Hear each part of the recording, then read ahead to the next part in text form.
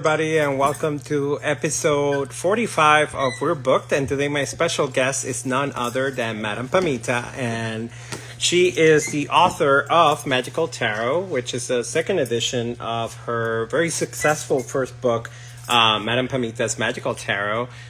So, we're going to be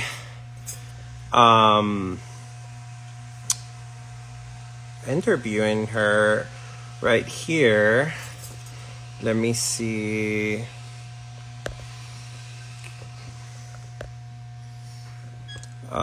If she is on.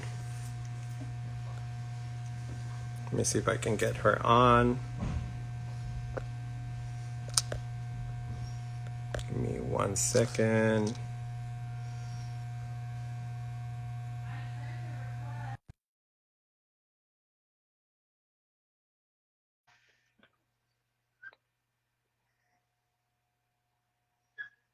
Check if you got it.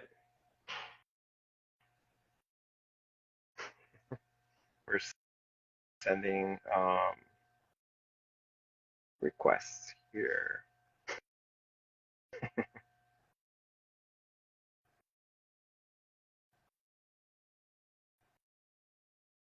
see if we can get her to join.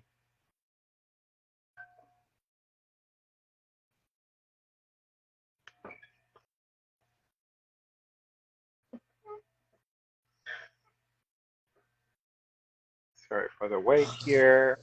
Oh, Oh, hello. oh my Oh, gosh, I I fell was look asleep. I was I looking for was, your other account. It's because you went to Palo oh Wonder. shit. That's why. Okay. Oh, sorry. Yeah, I'll go on the other one. yeah. Log out and go in the other Okay. one. Yeah. I didn't realize. It's Sorry. okay. I was looking for you. I'm like, where is Okay, she? bye. Okay. Be back in a minute under my Okay. name.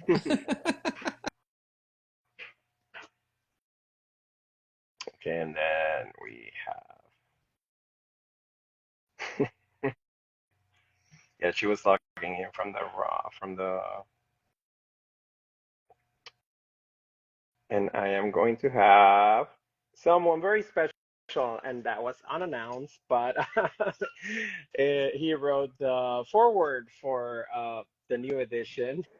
Hello. Hello. I just realized I don't have a stand for my phone. So Oh, that's you should see my setup here because I'm doing it from the shop. So I'm using a cookie cutter as the as my phone stand. Oh, the is it joys is it gonna of stay? okay. You can't really see me though. I need like a pillow or something. I think I think maybe a little closer. Hello. Hi, I'm here. I'm actually here There now. you go. Oh, oh, my Yay. cute filter on. Look Um, who it Hi, is. Matt. I know. I was watching him get in before I did, but oh my gosh, I was falling asleep over here waiting for you to get together, Onareo. Well, oh yeah, Matt, yeah. You're you're using your telekinetic power. Using my Phone stay. Um, the Love Witch said we look like the magic, the witchy Brady Bunch. So that's that's very accurate. So, I want to uh, be Alice the maid, if that's the case. The yeah, super butch maid. That's going to be me. sure, Jan. I want to be that girl, Marsha. Sure, Jan. Marsha, um, Marsha, I, Marsha. do what? I said, George. Oh wait, no, Matt was saying something. I don't know. Can you not hear me? Oh, now we can hear you. Yes. Okay. I was just saying I want to be George Oh. Glass, the maid. Can you hear us as well, Pam? Yes. yeah, but it cuts out. I guess if we don't take turns, if we talk over each other, it just cuts out. So Okay. we have to just make sure we take Okay. turns. So I'll stay for the awkward pauses, but I'm gonna start off by saying thank you both for being here, to talk about this baby that just came out, and it's a new edition of the Madame Pamita's Magical Tarot, which I have the old version here as well. Um, But first, before we go into the actual book and how Matt is involved in this edition as well, um, take turns in telling me a little bit about yourselves and how you got here. Oh, how I got here? You mean in the room No, next door to you? yeah. I How did drove. how do you get no? How do you get what's how do you get started in tarot and Well, tell me a little bit about yourself. I got a great little story about this book in particular. I can tell my story about how I got started in tarot, but I want to tell the story of this book. So, my wonderful, amazing, gorgeous idol slash witch friend, Judica Illis, contacted me one day many years ago, 6 years ago, whatever it was, when we were preparing. I was before I had done this book. And she said, "Hey, what do you write?" Oh, I contacted her actually. And I said, "Hey, Judica, in my podcast, I reference you and your book, 5,000 Spells, Encyclopedia of 5,000 Spells. And I wanted to let you know, and you can find it at this minute mark on my podcast." And she's like, "Hey, what are you writing right now?" And I'm like, "Well, I'm making at that time I was like making a course, which never actually got finished because then I started working on the book, about love magic. And it was going to be a course that I did live with people about love magic. And she was like, well, why aren't you writing a book? And I'm like, I didn't know I could write a book. And she's like, do you want to write a book? And I'm like, yeah, I want to write a book. So I'm like the person that kind of jumps into things and then figures it out as I go along. Really? I didn't know that about you. That's all we do every day at work. We work together. So that's what we do. I'm like, okay, everybody, we're going to do this and we'll figure it out. So I jumped and she asked me what book I wanted to do. And I said, I want to do a tarot book because I don't feel as if the tarot books out there, I was a tarot teacher for many years. And I was always, people would ask me to recommend books. And I didn't feel like there was a book out there that I was like wholeheartedly saying, oh my God, this is the book you need to have. There were parts of books that I thought were really useful, but there was no real book that I thought was great. There's one called, what I was recommending at the time is this kind of unknown little engine that could book called Power Tarot, which is a book of layouts of spreads of 100 spreads or something like that. So it's a book about spreads, but they had great definitions of the cards in there that I really liked their definitions. So that was the book I would recommend, but I didn't think it was the perfect book for people because it was all about spreads. And when you're a beginner or you're just learning, you don't need to be overwhelmed with 100 spreads. So, so I said, I want to write the book that I believe should be out there. And every book I've ever written has been that situation. There's a book that I feel like I'd like to read and I'd like to buy. And so that was the case with this one. So I wrote it. And I did it. And I learned a lot about writing. Don't we all, Matt, learn with our first book? We really learned, like, did you overwrite your book like I did? Not the first one. The second one I did, and they had to trim like almost half the book.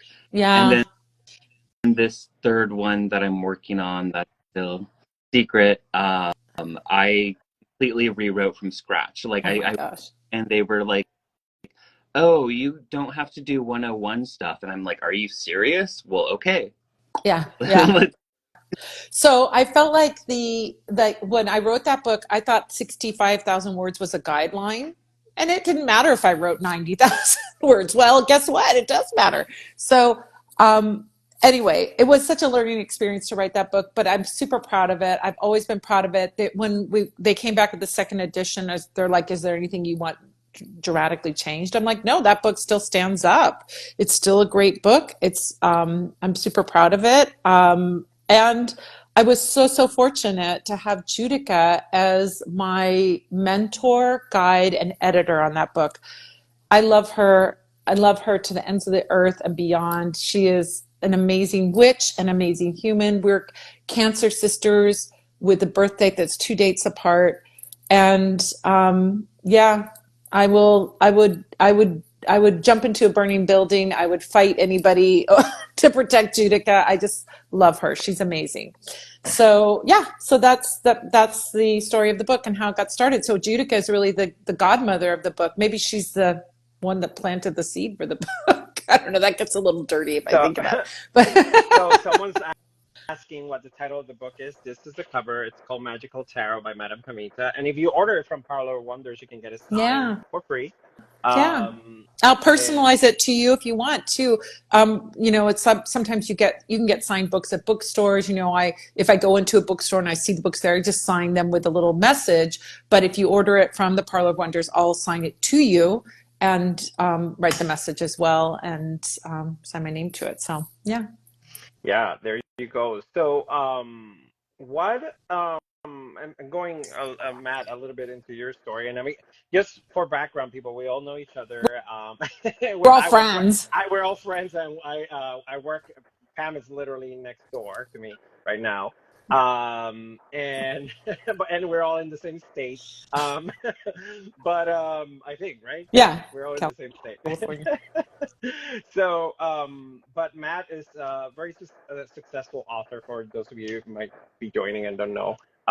For the book Psychic Witch, which is wow, one of the, I don't know how to even describe that book because it's really uh, it goes beyond words. I would say first of all in the success and also the amount of people that it has helped. If you go and check it out on Amazon or any of your favorite bookseller, everybody carries that book. And how many printings has it been, Matt? Like already? You lost count? I yeah.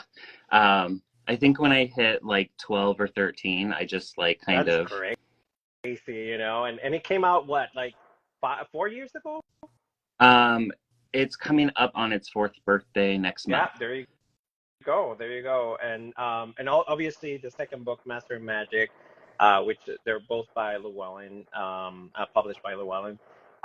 So tell me a little bit about how you got to write the foreword for this book, for this edition of Magical Tarot, and what that meant to you. I know, but the people that are watching know too. Well, if I remember right, I think Judica asked me, she was like, "Do you want to write the foreword to the new edition of Madame Pamita's book?" And I'm like, "Hell yeah, I do." Um, so I I adore Pamita. I believe we met not at the last PantheaCon, but the PantheaCon before the last. Um, and I loved her store, I loved her products, I loved her, and we connected on Facebook. And then she saw Temple Fest was happening and missed out for registering to teach. But was like, "Hey, like, do you know any like places where I can teach?" And I was like, "Girl, I can hook it up." So like I helped her like set up a little mini tour. And then it was awesome because at Temple Fest we were neighbors, we were like yurt neighbors. um and our paths have crossed at many other conventions, many other things. And Madame Pamita is one of my favorite people. Magicians, witches, authors, anything. Like Pamita is Judica as well. Like those are two like I would take a bullet for. So like I when I was asked like, "Do you want to do the forward for this?" I was like, "Hell yeah, I do." So like, I mean, most of the forward is me just gushing about Pamita, in general. But yeah, I mean, that's my story of how I came to write the forward. I guess it's not that's Well, I mean, and Pam, how do you feel when you found out Matt was writing I this? was I was oh my gosh. Well, first of all, when we met at PantheaCon, it was like I think we were in the Wiser room when we met, or I got introduced to you by Alicia. I don't remember, some editor introduced us. But it was like we were like at like on fire at the beginning, like that thing I call this when you meet someone from your like soul group that you immediately Kismet. click. Yeah, you go into this place where you love that person even though you just met that person, you just love them, you have a feeling. And I always feel like from my perspective that means you guys had past lives together, positive past lives together where you knew each other. You're just reacquainting. And this happens, oh, it's so magical when that happens. And this was before Psychic Witch was even written, maybe. Yeah. I don't even think you had, I think you were just taught in negotiations for like, I think you just signed your contract. You hadn't even written So, Psychic Witch yet. so But that when Alicia, the one we yeah, met at, was the one like, when are you going to write us a book? So like it hadn't even been brainstormed yet. yeah. So Alicia is the editor over at Llewellyn. So we just hit it off immediately. We had so much fun, you know, and every time we see each other, it's just a super love fest. We hang out every time we go to a convention or a gathering of some kind. We just hang out, talk, have a good time. So this is my friend, somebody I love so deeply and respect in the magical community so much. And to have, you know, I wasn't even privy to the idea of that there was A, going to be a Ford, and B, that they were asking anybody for it. They just said, hey, we're going to put a new edition of your book out with a new cover. And I'm like, great. And then I think they do that. They don't tell you because they want to ask you first, because they don't want to tell me, hey, we're going to try and get Matt to write a Ford. And then you say no. And then I'm mad at you. I don't know. Or like, what did I do wrong? Probably would be what would go through my head. But yeah, so they tell me after you agree to it, and then they came back. Judith came back and told me, and I go, oh my gosh, what a multi-level, delicious, amazing gift that is. Because not only do you bring your very big name. I remember you when you didn't have a big name, but now you bring a very big name, and all of your, giving your imprimatur to say that this is something that you enjoy and you like and you appreciate my book, and also to, because we have a friendship, to have your friend write such kind and insightful and wonderful things is such a, like, it's like the most delicious gift ever. So It, yeah. I had the privilege of doing a forward for Judica too. And I had the same problem with both of yours where they were like, okay, well, like we need to cut out like a lot of this gushing. And it's like, it's just like, well, if I'm going to introduce this person, this is like how I introduce them to my friends, like when I'm one of those people that like, I'm not a shit talker. I rather like hype people up behind the scenes, and just kind of ignore the bad apples as much as Yeah. possible. Yeah. Bad Yeah. apples in the witch community? What are you talking about? But I was More super like bad pumpkins. What? Someone, were you going to say something? Sorry. Oh, I said no, but I love doing it. I was super honored. I love the new cover too. As much as I love Madame Pamita's picture on the old one, I think the new one feels a lot more Pamita to me, which is weird because like you're literally on the cover of the first one. Uh, Yeah.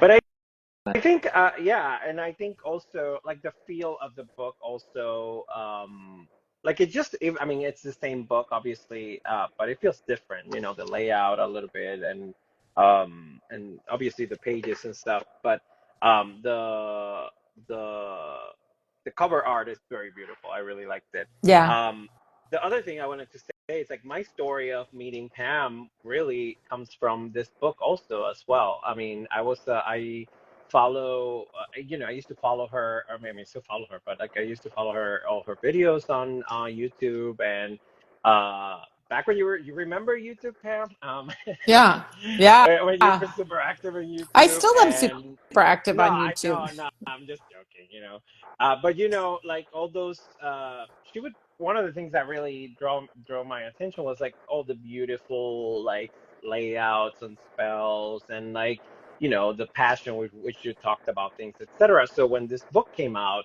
I bought it, and I was living in Miami, and I got a copy, and then when I moved to New York, I left my copy in like storage. I have a whole bunch of books in storage in Miami still to this day, and and then I moved to New York, and then I found out she was going to to Catland, which is now closed, now a defunct store, but we love that store. Um, and I got another copy there just so she could sign it for me. And that's actually the first time I met Pam, and she was doing a class on Past I think what was that? lives. No, I think this one was about your book, the past life Oh, you did back when you oh, went with Jim, oh, okay. So that was a year after, which I saw you again, and so it was super magical. Obviously, because I think every time you meet someone that you really admire, and you have rapport, from the get-go also, which I think is basically what you guys were describing right now. Yeah. It's really like that connection of, I would never in a million years think, oh, I'm going to be working with her in 2 years. In 3 years, I'm going to be working with her. You know what I mean? And like living, coexisting in the same space, and sharing ideas, and, you know, uh, treating, each other as peers, etc. So all these things, like I would never have thought about it. So I think that's really the magical, magical tarot. So don't give up your dreams, kids. Never give up on your But dreams. let's But be honest, if Cher offered you a job, you'd be like, see ya. I was gonna say I wouldn't take a bullet for anybody, but I would take care of you. Yeah, by sending me to Shady I Pines. That's if always, that's your version of I, taking care of me, I sending me to always, Shady Pines. I always say, well, somebody has to live to tell the tale. Oh yeah, the love book. Yeah. Yeah, that's true. Sorry, Buchanan was in that class too. Yes, very magical, definitely, and I think also speaks to what I really want to say. It's like the book. You also, when one of the things that's magical about you in general is that you write in the same tone that when people talk to you in person, you get the same experience. You're not trying. You very down to earth. You don't try to sound. Obviously you do a great research in all of your books. But you don't try to talk. You're not talking down to people while you're explaining something. You're really sharing your experience and how to look at things. And obviously, I think that comes from your teaching background as well. And you're being a cancer, but you're also your teacher, your background as a teacher.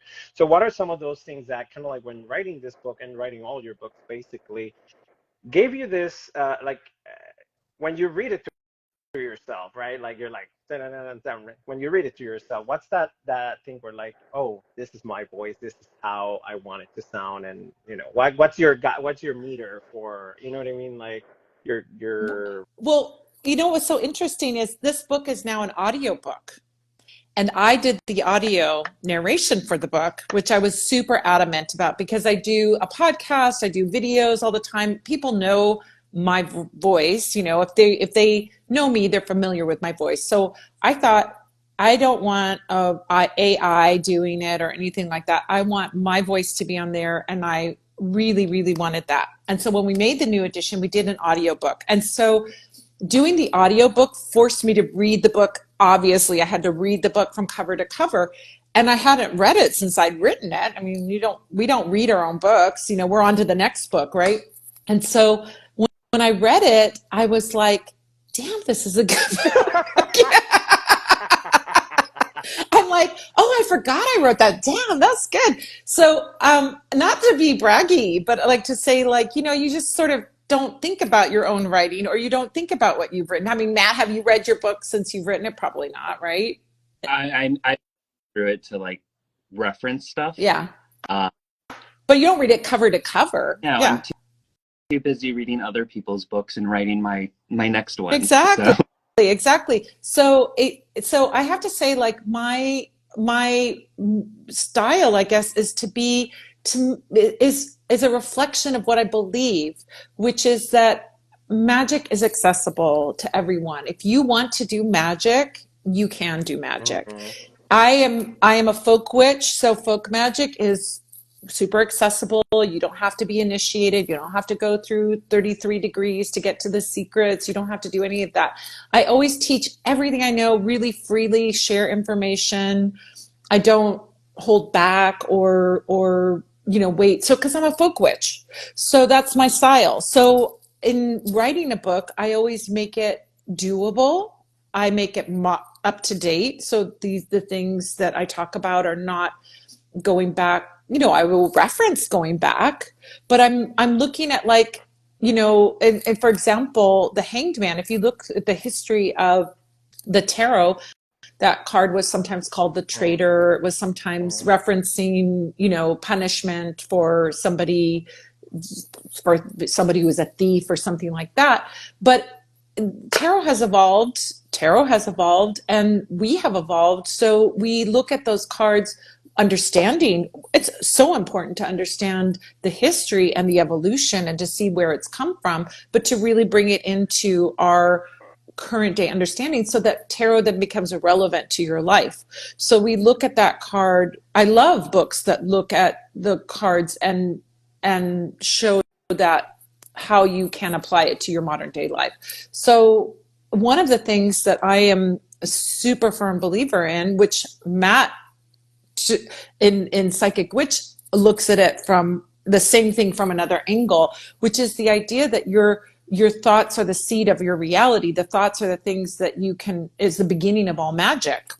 And so if the thought is the beginning of all magic, then when we look at something like the Tower card, which looks scary and dangerous and horrible, the unanimous reaction to that card is, oh my God, this is something horrible that's going to happen to me, right? And if you look at many books, they look at they look at it, to me, what I would call it, they look at it in that superficial way. This is something horrible, sudden accident that's going to happen to you, for example.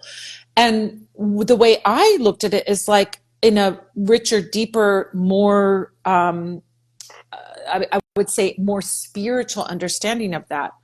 To me, the Tower card is the universe. You're clinging to something that the universe is saying, hey, let go of that so that you can get to your good stuff. And if you don't let go of that, then the universe will clear it out for you. That's what the Tower card is. So you always have an opportunity when the Tower card comes up to reflect, look within, what do I need to change in my life? And if I don't change that, yeah, I might get a smack from the universe about it, but I can change the direction of this by learning from that card or looking at that card. So even the cards that are quote unquote the scary bad cards are the cards that to me are not scary and bad. They're there to look so that we can look in deeper and come to an understanding of how they are actually guiding us to our success. So They're like opportunities, really, that to yeah, grow. Yeah, yeah, When definitely. yeah. I recently, when meditating on the Tower card, I obviously have a very similar interpretation, but one of the things that I came to was, that because the Star card is next, right? So seeing the Tower as the Tower was obscuring the sky. And now that the Tower's gone, you can finally see the stars again. I Yeah, I love that. I love love that. that. But this Yeah.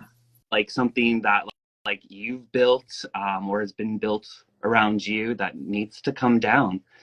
Sometimes that's painful. Sometimes, Well, you can make it less painful by doing it and Hmm. not letting the universe do it for you. Other Yeah, times, I think though that the universe clearing something out of your life can be a really expedient way to get it done, right? yeah. I think uh,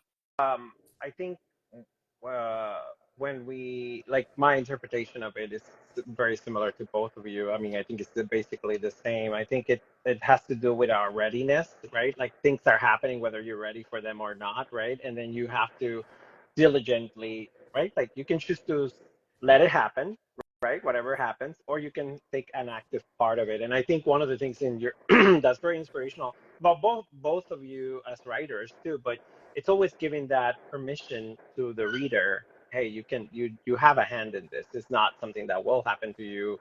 I think there's so much gloom and doom, specifically like places like TikTok or even Instagram, right? That we see all this like, this message is for you, and then you're gonna have a breakup or whatever, And somebody asked here, is destruction part necessarily part of the tower? And I think destruction can be like a very big word for many things, right? So like, or like a blanket word for many things. But I think it's kind of like things coming undone, right? Like the building is coming, coming down, setting up on fire. It's like releasing and clearing away, but it can also be seen as when they're tearing down an old structure and to build a new structure, right? You can't put a new structure on top of the old one, right? You probably have to uproot, things like that, just like when you're planting. So I see it as that. I don't know if you Yeah, guys wanted to I comment saw on that. that. Well, I would say too, this other part of it too, which is different ways of viewing that tarot. And when I look at the tarot and I describe it to people that are getting a reading with me, um, which by the way, I'm doing a 50% off for my coven members. We'll talk about that Plug it later. Off of plug readings. it in. Well, just reminded me of that. But when I talk with someone at a reading, what I say to people, I go, tarot, the style of reading that I do, it's not like the only style. It's not to say any other style is wrong and mine's right. But the style of reading that I do, I say it's like Waze or Google Maps, right? When you're looking at Waze, it isn't something that you can say like, well, you must drive on that road. I live in LA. I'm a local. I think I know a little sneakier way of getting there, and I might go on my little side street. Sometimes I'm faster than Waze predicted. Other times not so much. But it's a roadmap showing you where things are going, but you have free will. I believe all of us have free will. So if we see something is going in a direction that we don't like, guess what? You can take a different path. So no reading is ever dire because we're not looking at a fated outcome that you cannot escape. That is so old school, and it's not my style. It's not my style. We look at these things and say, yeah, just like if you were like studying really hard, working, hustling and getting, going to school and doing this, you're going to have success is like your quote unquote destiny. If you were sitting around doing drugs, alcohol, passed out half the time, we would not necessarily see success as your outcome. And in fact, horrible things could happen to you from that kind of choice. So at any point, you can make a different choice, good or bad, and go on a different path. And so what we look at when we're looking at a tarot reading is we're looking at a roadmap. Oh, this is great. I see that there's a traffic jam on that street, so I'm going to go on this other path. Or, oh my gosh, the road is really clear. I'm going to take advantage of this opportunity to get into that success or what it is what I want to achieve. So that's a little bit of a part of it too. So when we look at something, is it destructive? It depends on where that card ends up. It can end up in the past, and you're like, if it's showing up in the past of your reading, it means that stuff is done and you're moving on. If it's showing up in the future in your reading, this is something that you can avoid by examining deeply what are the old structures that are no longer serving you, that you're still tied to, the old relationship with the abusive partner, the old job with the crummy, low-paying job that you're afraid to leave. These are the things that, that a tower card can say, hey, we need to shake things up here, I agree, and I don't know if you wanted to say something about that, Matt. Also, sorry, before I most all of that. I am not fatalistic at all in my tarot. So I'm going to go ahead and just say it. I haven't said it anywhere. My next book is a tarot book. So Woo! Exclusive. Onareo got the exclusive. Well, excited because they were like, you don't need to introduce the tarot in this. Just assume everyone knows it and go. And I was like, that's great because Pam has written the book that like I would everyone point to. But one of the things that I'm adamant, which is not a very popular opinion in tarot these days, especially online, is that tarot is both fortune telling and divination. And what I mean by that is it does predict things. And, sometimes it is those tower moments it predicts. And sometimes life throws things at you that you don't have complete control over. But what's empowering about the tarot as a fortune telling device is it can help you navigate that to make the best out of it. Mm-hmm. You must You know, I mean, be psychic. I was about to say that same thing, but I got the announcement out of you, so that's fine. uh, I'm so what I, excited. I knew, I think Chris, you knew, and I knew Yeah. that this was a tarot book because we're friends, and we share about what we're working on. Um, so I was very excited for you to announce it. I'm glad you're announcing it here. This is so great. giving the title or who's doing the forward, because that's my big, and the artwork.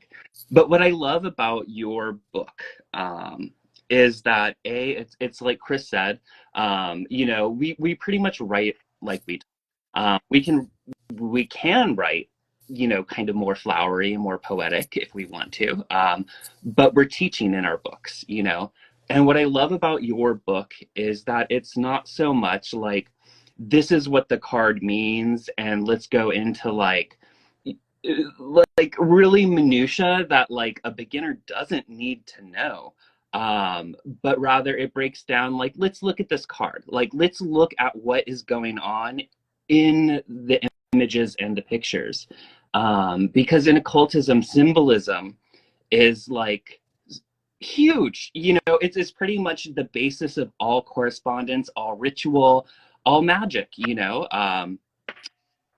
To break down like little elements that when I began tarot as like a little kid, my first tarot deck I couldn't read. I had to read the little white book, and even then I was like, I don't know what that means. To my 13-year-old friend, I'm like, well, this is about fertility, is like um It's like Empress creativity, but you can also be pregnant. You're like, um okay, am I pregnant? biggest elements of the card and gives you sort of an idea of like what that can mean, so you can build your own sort of meaning and relationship with it. Um, i i wish I had that when I began, because because it's not just the breakdown of the symbols and the meanings, and as well as like you go over the traditional meanings too, as well as your own spin. But it's written in that Madame Pamita way of teaching, where it's like it doesn't go over your head, but it's also not like baby talk to you, which is the other thing that I really bothers me when I read books, and it feels like they're insulting your basic intelligence. So yeah, Yeah, I'm right, but I I love and your this book. I love Oh, thank I you. think you pointed something very important, which is my opinion of the book as well, and why I also recommend it. I recommend a lot of books that but this book in particular, if someone has no idea about tarot, and first of all, it's super practical. It's like really like down to earth. You can start using it. Pick that up with a deck of cards. Start doing readings, right? But I think you mentioned something very important, which is the art of the whole correspondences, and occultism. They're also based on observing, right? Like observing nature, observing the elements, observing how things work together. Even the principles of alchemy, how you have to it's scientific, right? Like you have to observe, right? And I think what you do, Pam, in this book is really teach someone not just the meaning of the card, it's really how to look at a card. And I think the how to look at a card is the thing that makes it more powerful, because you give suggestions, but you don't give specific, this is not the one and done meaning of something. This is a suggestion based on what I see in the card, but what do you see, right? And I think you're very big on that, because that's, we're all gonna, I believe the reason why tarot works as a device and a tool, it's because all of our lives are reflected in the tarot, right? Like all of our all our life paths, doesn't matter what you do for a living or where you grew up or whatever, they all uh work to reflect, right? It's a mirror, right? Like a lot of people refer to tarot as a mirror as well, right? um but it is also based on who's looking at them, right? Because on your life experience, on what you have seen, what you know, right? You're going to be able to talk about that card in through that lens. So that's why really it's important that everybody, it's not ignore the books, it's really learn the books, but also learn how to look at a card. And I think that's very important with your book. Yeah, I teach I teach tarot once a year, a live online streaming class, but it's live because I want the students to practice with one another. And I think that's essential to learn tarot, is to create a space where people can practice. Because just reading a book, I did that for years and years and years when I was a teenager, just reading books and trying to memorize, oh my God, trying to memorize the cards of what some person's interpretation of that card was, Hmm. because nobody told me that there are 5 bajillion tarot books out there, and each of them has a different interpretation. If you open up Nine of Wands on 10 different tarot books, you're going to have 10 different, wildly different interpretations of that card. So I thought you had to memorize the cards. And so I would start at the Fool card, and I would go about, up to like Wheel of Fortune, and then I would give up, and every fall I would start again, trying to do it like this is my winter project, my cozy season project. I'm going to work on this. And I wouldn't get that far. And then I had a wonderful friend who came over to my house. She's like, let's do a tarot reading. I'm like, great. She's a tarot reader. She's going to read tarot cards to me. Great. So she's like, okay, let's pull 3 cards. All right, pull 3 cards. And she's like, ask a question, pull 3 cards. All right, what story do you see in those cards that relates back to your thing? And I'm like, that was like the chew moment where I'm like, she's like, you can read the cards. You've been studying them, hanging around with them forever. You can read the cards. And I'm like, you're right. You're right. I can. And that was like the complete, like I call her the key master. Like she unlocked it. And then from that point on, I was a pretty confident reader because I knew, and that's what I introduced in my book, is like I tell you a description of the card, a description of what is visible in that card, because that's where you start. And when I teach my students, I teach them it's a technique that as a beginning reader you can use. And this, for you guys that are watching this is something that you can use if you're just starting to learn or you're not feeling confident. Start by describing the picture that you see on the card, because that will give you time to notice the details and to clue into what symbols and details and essence of that card and how it relates back to somebody's question, what they're asking. So that technique alone is going to be a game changer. If you just do that, just describe, here, I've got a deck right here. Oh, pull a card. I Oh, here was we about go. to ask you to do that, so Yeah. there So you go. I would, now I don't do this. Sometimes I even still do it, but I do it if I'm talking to someone on the phone and they can't see the card, mostly because I want them to know what I'm looking at. But I would say like, oh, there's the Chariot card, and it's a guy in a chariot with a helmet. He's got moons on his shoulders. He's got a starry canopy above his head. I mean, there's so much in this card that you can describe. There's 2 sphinxes that are supposedly pulling the chariot, but they're not attached to the chariot. One's black, one's, you could just go on and on describing it, but that as a beginner reader gives you time to start to clue in to the question. And the question is, what should I be doing this summer? Well, you should be going traveling, but go with someone else, with your partner, with your perfect partner, because I'm noticing those sphinxes at the bottom or whatever is Mm-hmm. speaking to you.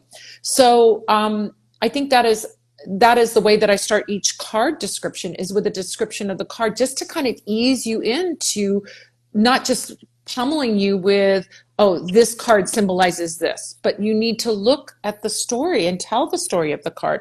What's happening? Why is this guy, where's he going? Where's he coming from? I mean, we can create all kinds of stories around the card. And Pamela Coleman Smith was a damn storyteller. So of course there's a story with every picture. Of course there's a story with every picture. So yeah. Yeah, and people Yeah.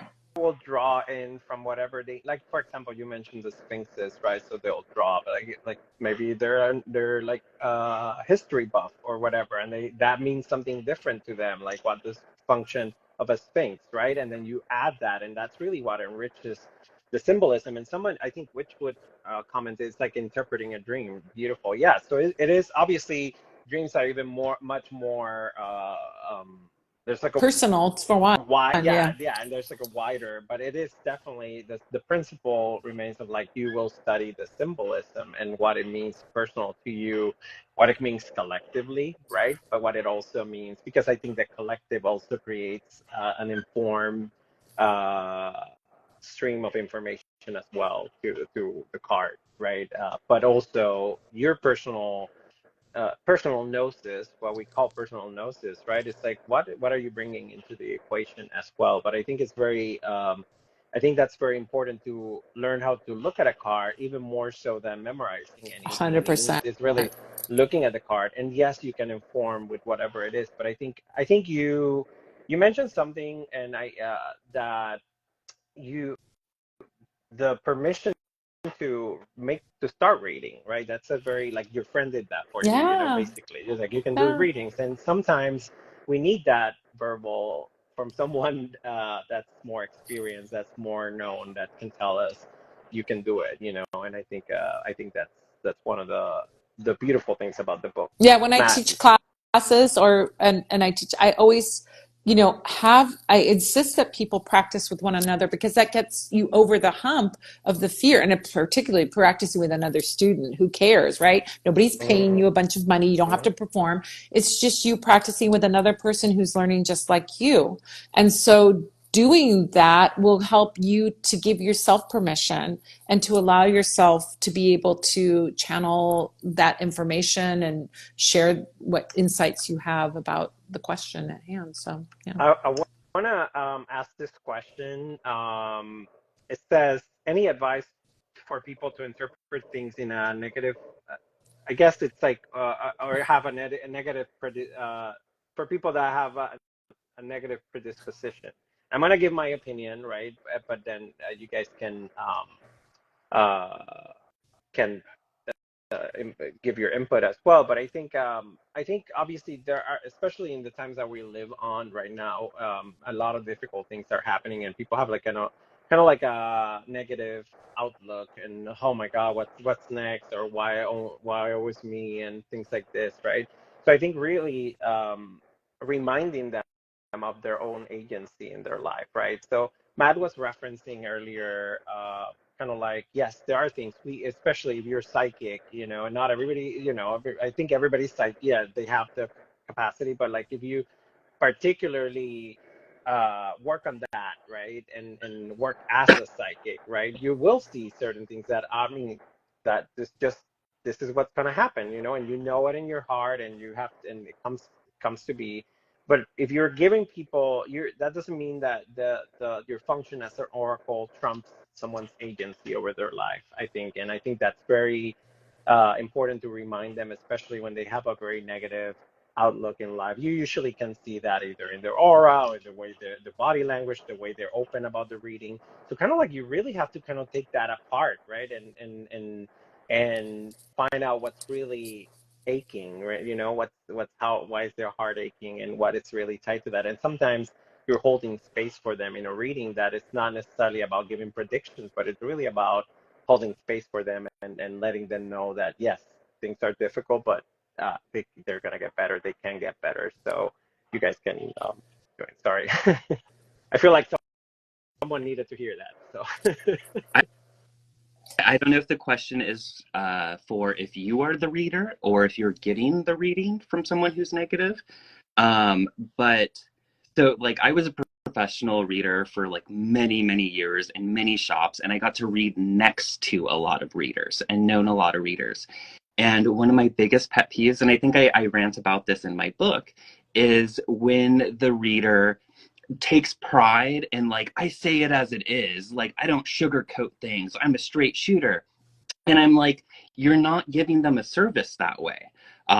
You're there to help them, not hurt them. And a lot of times the blunt truth hurts people, and they can't accept it when it's presented like that, because people get defensive right away. You know, you can still deliver the truth and be compassionate.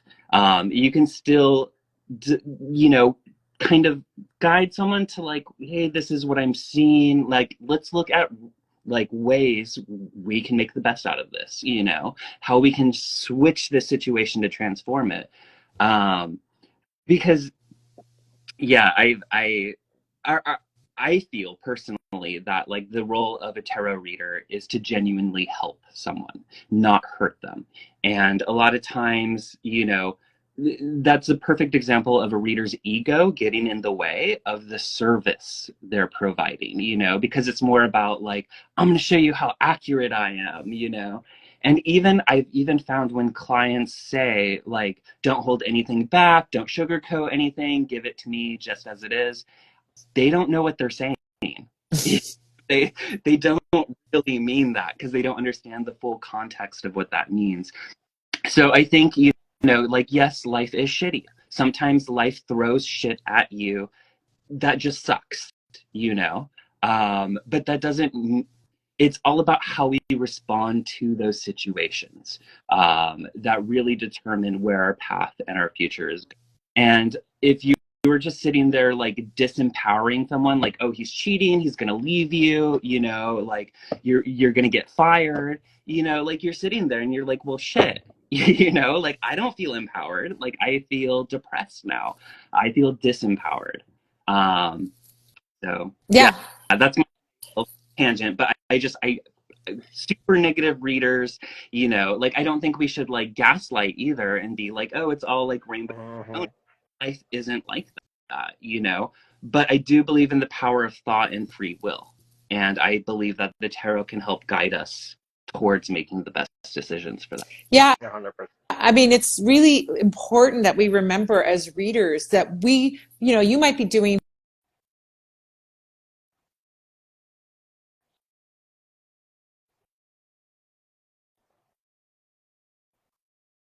readings, but for that person that's getting the reading, I can remember before I was a reader, when I was a teenager, going to get my palm read for $5 on the Santa Monica Pier, and I can remember every single thing that reader said to me, and it was, and actually she was accurate too, but she wasn't negative or anything like that. But what that shows you is that your words have so much power as a reader, and why would you dump something on somebody that they're going to be worrying about, create anxiety? That's not right, and that's irresponsible. However, I will say this, that I think that every pot has a lid, and every, you know, I'm not the reader for everyone. None of us are the reader for everyone. If you're the reader for everyone, then you're probably I'm super perfect. boring. What are you talking about? What are you talking about? but like for me, when I see something negative, my natural inclination is to look for the gift. I just went through a really crappy thing this past fall that was like probably my worst nightmare. It turned out okay, but even in all my tears and anxiety and all that I went through and the worry that I went through, I was like, there's a gift hidden in here somewhere. And guess what? There is a gift hidden in I always say, look for the diamond in the shit. If you have to dig through the shit, would you dig through a pile of dog shit to get a diamond? I would. Would you? Yeah. So it's like if something is dumped on you or something, I would. I don't care. You can wash your hands. Who cares? Listen, you know what? You know what? You guys never had babies and had to change diapers. I am not afraid of shit, vomit, or anything like that after that experience. But it's like, if you have to, like, if something is dumped on you, you can sit there and be miserable and hate every minute of it, but you can also simultaneously be looking for the gift in it. And there is, if you look, there's always a gift.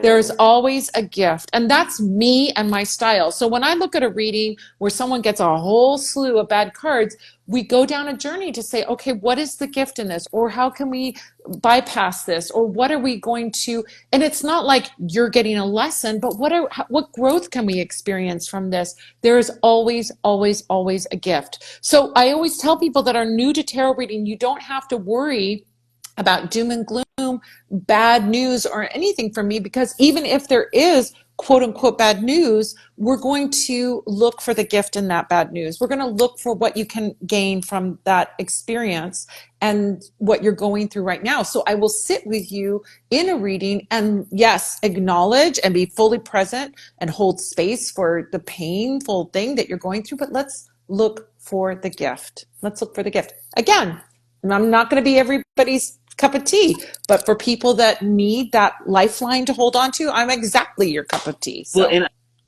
I find what you just said about like not being everyone's reader, I find that whether it's a tarot reader or a witch, professional witch, find that to be the hallmark of someone who's sincere. Because there have been so many times where I've been like, I'm not the reader for oh, you, or same, I'm yeah. not the person to do this spell for you. You know, just knowing, putting the client first, you know, because once again, it's service. We're trying to help them. And sometimes you just don't connect with people. You don't vibe with people, you know. Yeah. So I really like, I respect that you said that. Yeah. Um, So if you've got a negative reader, I don't think if a negative person that wants to hear bad news, maybe they want that. I mean, I wouldn't know why they would want it. I don't understand it, but that's not for me to say. If somebody wants a super negative reading and they find their negative reader out there, great. They've got a match.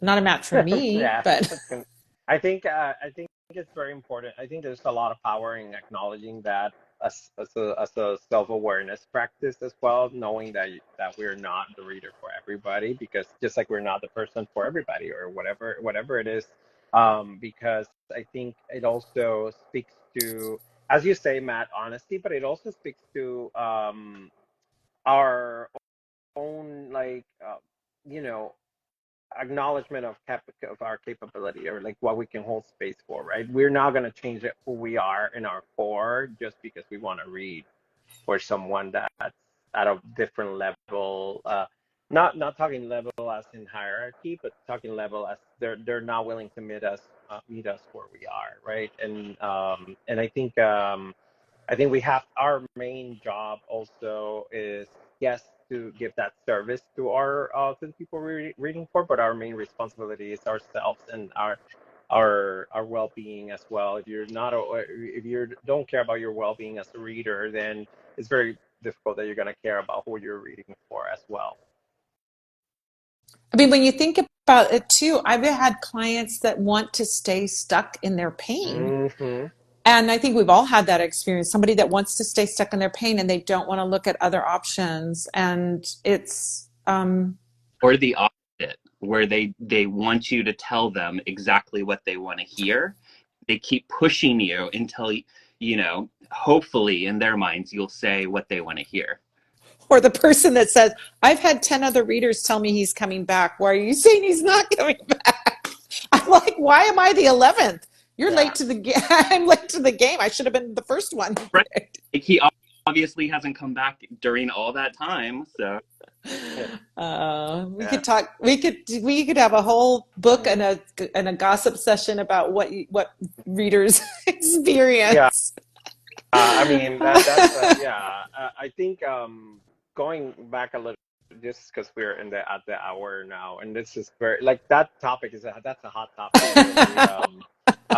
But I think we all agree with like, I think honestly we have to find out what there's some people that like want to have, as you said, Matt, like want to have this like, oh, I'm the best tarot reader, I'm the best super psychic, and I don't care about how people feel about it, about whatever I tell them. That's not my problem. And I think that's kind of like the wrong approach to like, I mean, not to, again, not to virtual signal.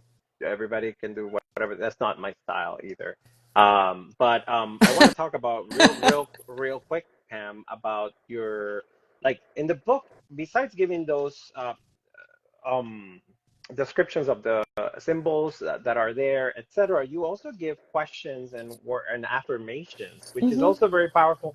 Not just uh, not just as a tool, a self-reflection tool, but I think they do actually help uh, to understand the cards better. Those Yeah. affirmations and those questions. What kind of like drove you to write those also, as well as you could have just done the book without, writing any of that and still be a great book?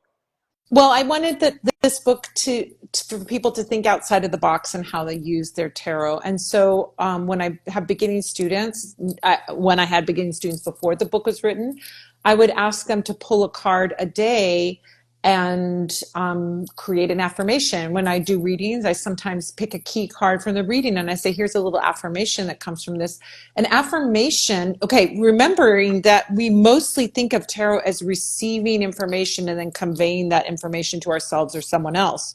But actually, you can be very projective with your cards. And I give there's a whole little chapter on other ways that you can use your cards magically. That's why it's called magical tarot.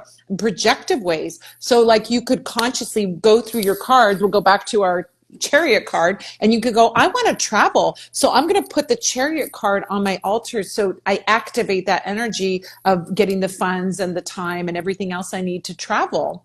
Or, I want to be in mastery over something or whatever you're interpreting this card as, you could be projective with that. And one of the easiest ways, because of course you can go many dimensions and many meanings of this card and what it means for you. But one of the ways that you can do that is to say an affirmation. An affirmation, in my parlance, is a spell. It's a spell you're casting on yourself. So if you are casting the spell, I am capable and I am a master of my craft, you can look at this card and affirm that and have that feedback by looking at that card. So there's lots of ways you can do it. You can look through the affirmations and pick the one that you want to focus on and then take that card out of the deck. Or you could pull a random card and be delighted and surprised about what your affirmation is for the day. It's another way of connecting to the cards. The journal entry questions are another way that you can connect deeply with the cards. When you start writing, a different part of your brain is activated than when you're speaking. And so that's why journaling is so therapeutic and so helpful. You can write whatever it is that you want. It's your private little space. You don't have to worry about being judged. And so when instead of looking at a card and going, I don't know what to write about this card, you can look at those journal questions and start from there. Of course, you could create your own journaling about it, but it's a nice little starter for developing the deeper relationship with the cards. And that's the whole aim for me, is to get you in relationship with your cards so that you have a relationship to this guy and you have a relationship to this person and you have a relationship to that person, and you look at them as your 78 friends who all have different qualities, different personalities. And then when you play with your deck, it's like you're inviting a big awesome party where you're inviting your 78 friends there and you can get together and commune with them. Sweet. I love that. Were Oh. you gonna say something, Matt? Sorry. I don't even remember. My philosophy, affirmations, apps. I even write in Psychic Witch. I'm like, people like don't recognize the power affirmations Hmm. have. Some of the most powerful magicians I've ever met do daily affirmations. Because that goes all the way back to mesmerism, which is Hmm. our, which magic was built on. But yes, everything you said, totally like tarot receiving, but also projecting. I mean, because it's energy, it's just like psychic ability and magic. It's input, output. So Yeah, yes, that's yeah, I agree with you with the affirmations. I think like we're they have gotten devalued because the only thing our society mostly focuses is in negative affirmations, and we repeat ourselves every day. You're not good enough. You're not, you're not good. You're this, you're that. And I think taking that power back of affirmations and really including it in everything that we do, it's really transform it. It's like a big magic, you know, like it's really big magic. It's like, why do people think I want to burn candles? I want to do, yeah, all that is beautiful and great, and I love it as well. But like, start simple and start with that magic that you can do within yourself, and then you can start manifesting other things in life as well with just simple words too. Um, I think we're at the top of the hour. Like, thank you so much. I want to give you a chance, Pam and Matt, to promote anything they have going on coming up that you want to promote. And you mentioned that you're having a sale for people that join the coven, which is Yes. you have the coven, magical coven. What's the app? Take it away. So the coven is my inner circle where I have extra goodies, magical things, get-togethers, all kinds of stuff. So if you want to make magic, you want to learn more about, tarot, you want to be able to ask questions, you want to be able to learn. It's a wonderful, wonderful group. And it's my Patreon. There's a very, very easy link to get to it. It's coven.vip. It will take you there. For Coven members at the Good Witch level and higher, we are throwing a sale. So there's a basic witch, which is the entry level, but at the second level up, we're having a sale for the rest of January where you can get 50% off a reading with me, which is a super great deal. Don't throw this discount out there often, and I'm very selective about it. Usually it's just for the coven. So if you join the coven, you can get that deal. I also want to let people know that they can get a signed copy of Magical Tarot, or I still have copies of the Madame Pamita's Magical Tarot. So Limited edition yeah, because it's it's no gonna longer in print. Yeah, collectible now. yeah. Either one is available. They're same price, so whichever cover you like better. Or if you want to see Matt's writing, you're going to get the new one, of course. Those are available, and I sign them and personalize them, and so you can order those at parlorofwonders.com. And then lastly, if you want to learn tarot with me in a live virtual classroom setting over Zoom, I teach every fall, so it won't be until probably September, but we usually announce it in summertime. I teach a 5-week beginning course, a 5-week advanced course, and a 5-week professional course. We're right in the middle of the professional course right now, and then we'll start up again in the fall. You can go on a whole tarot journey from very stone cold beginner to actually being a professional reader. And I have many, many students that have gone on to become readers, and that is their source of income and what they've done with it. And they've just, it requires, of course, you having initiative, but I will give you all the tools, all the things that I've learned in having a tarot business at that professional level, so that you don't have to make the mistakes that I made or figure it out as you go along. You'll have accountability. So it's a really good thing. So beginning, advanced, and professional.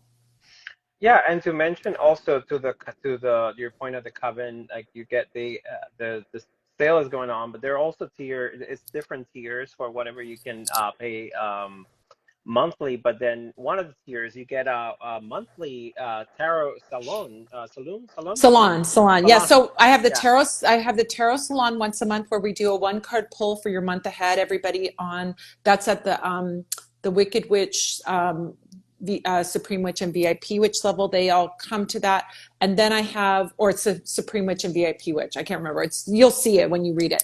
And then I also do at that VIP Witch level, you get a 30-minute session with me once a month where we can do a tarot reading once a month. So if you like to have that monthly check-in one-on-one, it doesn't have to be tarot. It could be asking for a personalized magical instruction. It could be a past life reading, spirit guide session, whatever. But tarot can be part of that. And yeah. so a lot of times, The yeah, my VIP witches, they want a tarot reading every month to sort of ask a question about what's going to come yeah, up for the that love month. So yeah. of which says is wicked and up.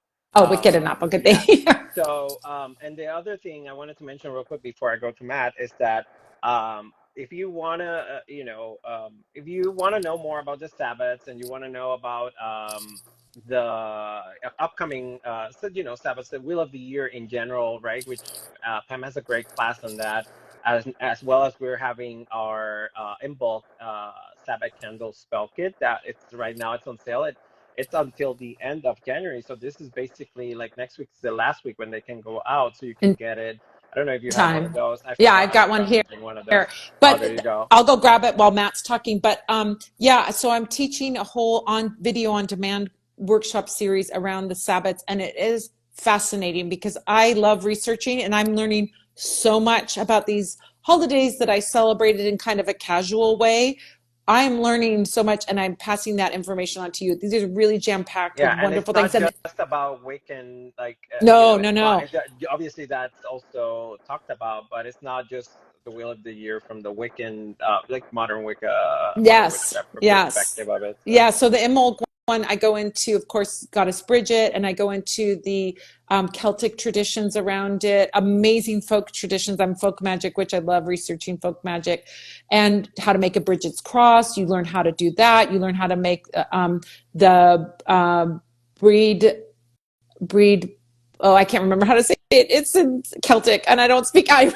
I don't speak Irish. So, but there you make a little doll. I mean, there's all these amazing traditions, and I talk about how to do them respectfully, even if you're not Irish. So wonderful, wonderful class, and it's on demand, so you can take it anytime. It's in little segments, so you can take one segment a day, or you can binge watch them all.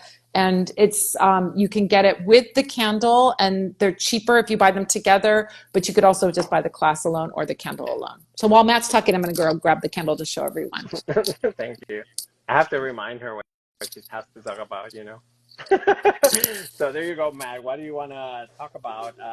What do you want to promote? Obviously, you already made the announcement for your book, which I'm super excited about. Yeah. So the end of February, Devin and I were at teaching panels, so we're Can super you excited about that. repeat that again? Because it cut off the Oh, audio. okay. At the end of February, Devin and I will be at Convocation teaching and doing panels and stuff like that. So super excited about that. We're going to Temple Fest too, but I don't know all the details on that yet.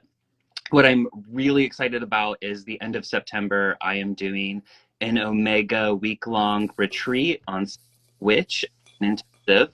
Um, Super honored and intimidated and all the emotions. It feels very much like writing my first book again, of that level of like, oh my God, like what am I doing? Because Omega is a big deal. Um, Pisces Witch comes out fall with Evo Dominguez Jr. and I, and he is like my witchy hero. So that was such an honor. And Pamita did Cancer Witch with Evo, and that's Yeah, already out, I believe. it's Um, already out. Yeah, it came yeah, out a couple months ago. It was so fun to do that, wasn't it? And that was so exciting that you were doing the Pisces one and I was doing the Cancer one with him. It was so sweet. yeah. Yeah. He literally picked like a lot of my favorite authors to collaborate with. So that's a lot of fun. My tarot book comes out in the fall as well, I believe a month later after the Pisces Witch.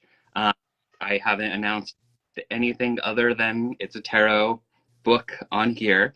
But if you liked Psychic Witch, I think you will love this book. It's my personal, like, I think it's the best book I've written. Um, I may be biased, but I'm very, very proud of this book, and I'm really excited to share it with the world. But I think that's, I think, I got a sneak preview of that tarot book and it's amazing and I'm so excited for it. So, and I have to write you a thing. I'm sorry. I know I've been so crazy. well, it's great because, like, literally, like, when I first submitted it in, because I just assumed Llewellyn wants beginner information, the 101. But they were like, no, ignore that, go full throttle on like the psychic aspects. And I was like, fuck yes. And be like Madame Pamita's book and my book. And they're like friends. So Yeah, I mean, for I'm super excited for both books, even though I'm not a Pisces, but I really love that series that Evo has created because it's so, first of all, it's very accessible. Yes, it is sun sign based, right? And then you can add like whatever your moon sign, etc. But they are books on witchcraft, as well, and they are also it helps you guide and inform and talk to the people that and kind of like it's like it's so much in those little books that I really love them, and I really particularly enjoy the ritual that he does invoking the sign as well, because it's really about like that. I don't know, it's like an embodiment, it's not just reading a horoscope book or Yeah. things like that. So I really enjoy it, and super excited. Pam, you were showing the candle. So this is so cool. It's a pull out and we have a beeswax like applique on a beeswax candle on there. And this is the one for Imolg, and each one has a little symbol. The one that's Ostara, I'm working on Ostara class right now, and that'll be up soon. Will be up February 1st. Yeah, these are the vigil candles, and we give you a little bit of oil, some herbs to put on it, and everything you need. Plus, you can take the class and learn about Imolg, light your candle to invite all that beautiful blessings of the awakening of spring. Oh, it's just waking up, and it's such a wonderful, wonderful one. I'm super proud of the class because I've researched so heavily and learned so much myself about these holidays as I was doing it. So I yeah. have wit- Anyway, that's our I have witnessed that, so yeah, I can vouch for the class. Yeah. and uh, saying a lot because this guy is the most knowledgeable person I know about witchcraft and magic. Anytime I do something, I'm like, that's a hey, lot. You yeah, but I'm always like, oh can't my say that gosh. in front of Matt Oren, you know. Okay, you're tied for the most knowledgeable. I mean, I ask him about things about other folk practices and other things that I'm not familiar with it, and he will just throw so much knowledge in there, and it's amazing. So he's got to write a book. I always tell him every week, once a week, when is your book coming out? It's a, it's called being gay and loving reading. No, but I appreciate that, and I appreciate you both so much. I know I asked Matt yesterday, like it was very last minute because we did plan it last minute too. By the way, we've been trying to do this, but Pam has been going through a lot of things, so it's been in the it was so crazy the holidays. So please make sure to get if you like the book, if you have it and you have not done so, go and write a review on Amazon, Goodreads, any place where you get your books. If the audiobook, I mean, I don't know when It's is that out. out It's already? out Yeah, now. The audiobook yeah. is out, which is something I am so thrilled about because there are not many tarot audiobooks out there. And if you're interested in tarot or you're just wanting to like drive in your car, go on your run, work out at the gym, or working on cleaning your house, and you want to hear some insightful, interesting things about tarot, this is the place, is this audiobook. And it will just, you can absorb it. People have You different can, learning yeah, styles, you can put it to go to sleep, and then in the morning you're a tarot expert already. Sleep learning. Yeah, that worked really good for me in high school. I didn't put a cassette player on. I I had also to vote. out that like Pamita's book isn't just for beginners. Like I read it definitely not as a beginner, and it still gave me like, oh, that's an interesting perspective to think about, or I never noticed that in this card. So it's definitely not for beginners, especially since. Like Pamita was saying, it's not just about reading, it's also about how to implement tarot into your life in all the energetic ways. You know, one of the that's such a I appreciate that so much because I don't think of it as a beginner book. I think of it as a book deepening your insight wherever you are, meets you where you are. But Judica, who is, of course, my friend, but also I admire her so deeply, and her, she's been reading as long as I've been reading, maybe even longer than I've been reading, and she said, you pointed out things in that book that I never saw before, that I've never thought of before. And this is from someone who has decades of reading experience and is one of the top writers, scholars in tarot and magic. And to get that, stamp of approval from her was like, oh my gosh, I've done it. I did what I set out to accomplish. So I yeah. always say, like, Judica literally wrote the encyclopedia on Yeah. magic. And going back to like at the very beginning, you were talking about like, you thought your word count that you could go over. I remember when I was writing Mastering Magic, I was like, oh, I went over my word count with Alicia, and she's like, oh, okay, well, like, how big do you think it's going to be? And I'm like, I think I could make this like one of Judica's like book sizes. And Alicia was like, don't you fucking dare. So I was like, That's funny. And for people that, I mean, you might be aware, but Judica lists 5,000 Encyclopedia of 5,000 spells, pure magic.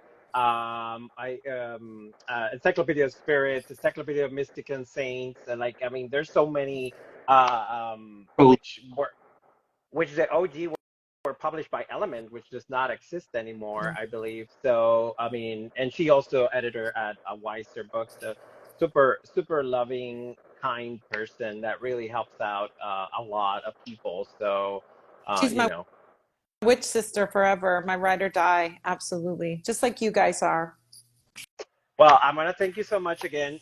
Go leave a review for Magical Tarot, Psychic Witch, Mastering Magic, and Cancer Witch, Baba Yaga's Book of Witchcraft, which is a great book. We didn't talk about it because we were talking about the tarot book, but really, really, the Book of Candle Magic also one of the best books written on candle magic, if not the best modern book on candle magic. So I'm gonna, and I know Matt seconds that. So Thank you thank so you. much, you guys. Yeah, no, thank you so much for being here. And I'll see you guys later. I'll talk to you guys later. But thank you for everybody. Oh, wait, announcement. There's gonna be a giveaway of a copy of Magical Tarot. Sorry.